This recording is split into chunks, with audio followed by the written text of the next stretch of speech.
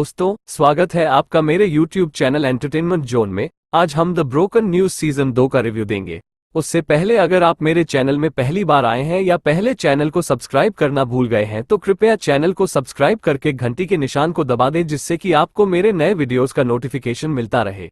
Video पर like, share और comment जरूर करें। चलिए वीडियो शुरू करते हैं।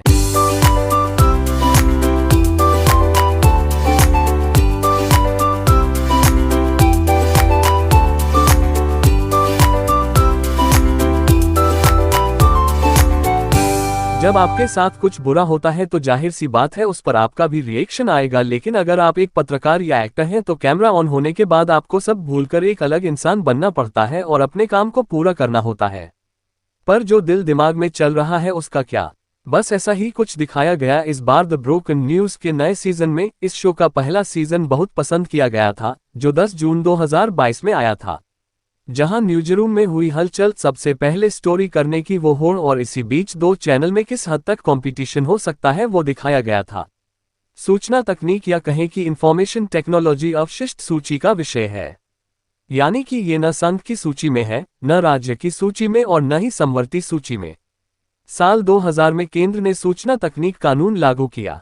इसी कानून की धारा 69 में प्रदत्त शक्तियों का उपयोग करके केंद्र या राज्य सरकार किसी भी व्यक्ति के इलेक्ट्रॉनिक उपकरणों जैसे कि कंप्यूटर या मोबाइल आदि में संग्रहित सूचनाएं जान सकती है।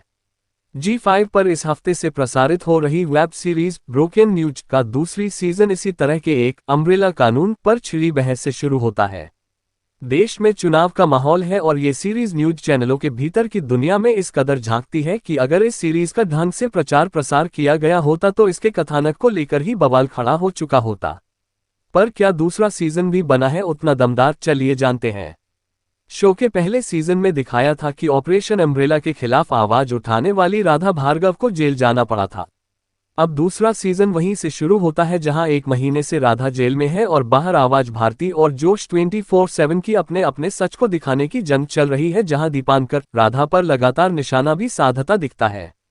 खैर, राधा के जैसे तैसे बाहर आने के बाद कैसे बदलता है उसका जर्नलिज्म करने का तरीका, क्यों होती है राधा और अमीना में सरेआम लड़ाइयां और इसी बीच दीपांकर के जोश 24/7 में कौन आता है नया कंपटीशन बनकर, ये सब देखते हैं आप इस नए सीजन में, जो कहानी को एक अलग ही डायरेक्शन में लेकर जाता दिखाई देता है।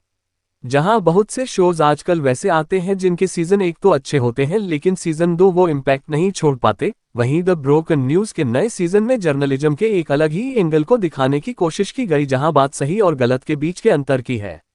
जिन्होंने सीजन 1 देखा है वही सीजन 2 को समझ पाएंगे, इसलिए अगर आपने पहला सीजन नहीं देखा है तो वो देख ले। दूसरी बात, ये कहानी को आमतौर पर पत्रकारिता की फील्ड में काम करते लोग ज्यादा अच्छे से समझ पाएंगे, लेकिन फिर भी अगर आपको थ्रिलिंग और ग्रिपिंग कहानियों में दिलचस्पी है तो आप इसे देख सकते हैं। यहाँ इस पहलू को बखूबी दिखाया गया है कि कभी कभी कई स्टोरीज ऐसी होती हैं जहां सही और गलत से ज्यादा रिपोर्टर अपनी सेफ्टी देखता है और एक स्टोरी के पीछे कई बड़े लोगों का हाथ हो सकता है। इस सीजन में जर्नलिज्म के कंपटीशन, एथिक्स, सरकार का बड़े स्तर पर हाथ, धोखा और ऐसे ही कई एंगल्स को बखूबी दिखाया गया है। 3 एपिसोड के बाद कहानी थोड़ी ढीली पड़ती नजर आती है जब वही राधा और अमीना के बीच की न्यूज़रूम जंग दिखती है, लेकिन 5वें एपिसोड से फिर से कहानी में इंटरेस्ट बनना शुरू हो जाता है जो क्लाइमैक्स तक बना रहता है। अब बात करते हैं अभिनय की। पहले सीजन की तरह इस सीजन में भी सोनाली बेंद्रे ने अपनी बेहतरीन परफॉर्मेंस दी है। इनफैक्ट पहले सीजन से ज्यादा अच्छा काम किया है। अमीना कुरैशी के किरदार को उन्होंने जिया है।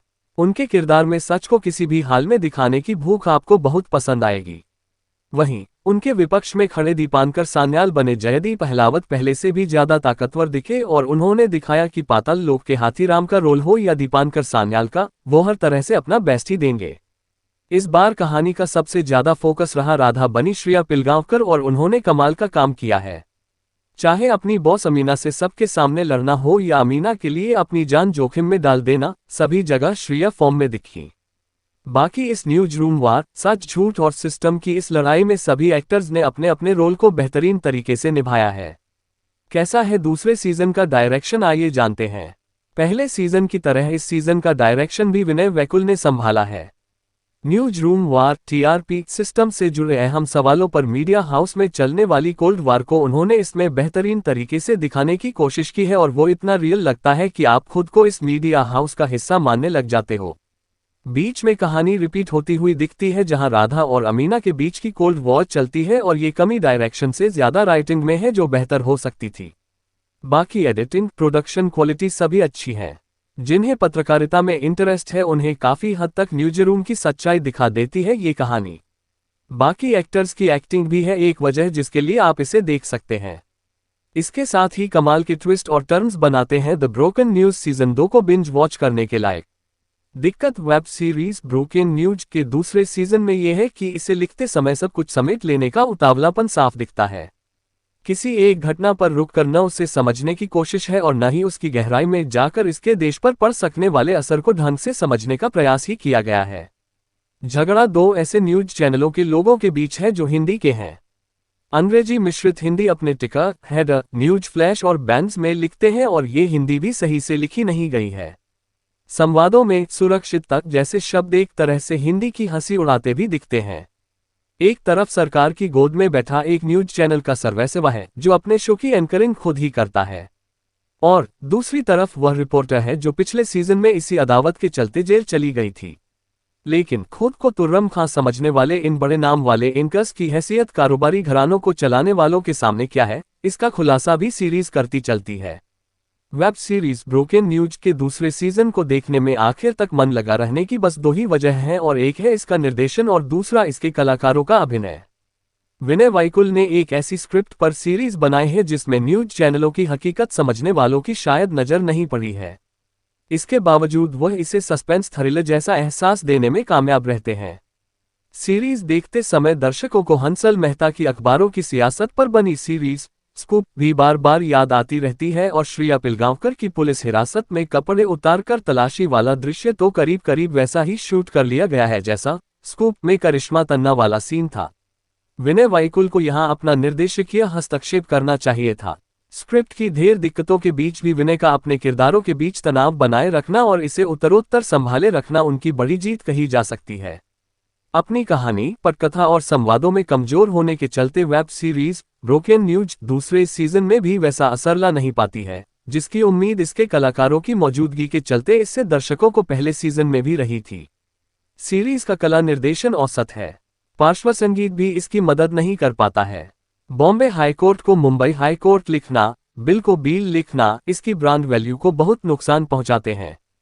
सीरीज टाइम पास करने लायक है, लेकिन अगर इसकी राइटिंग और प्रोडक्शन टीम कायदे की ली गई होती तो ये बहुत शानदार सीरीज बन सकती थी। जानकारी अगर पसंद आई हो तो कृपया वीडियो को लाइक अवश्य करें और चैनल को सब्सक्राइब करें। धन्यवाद।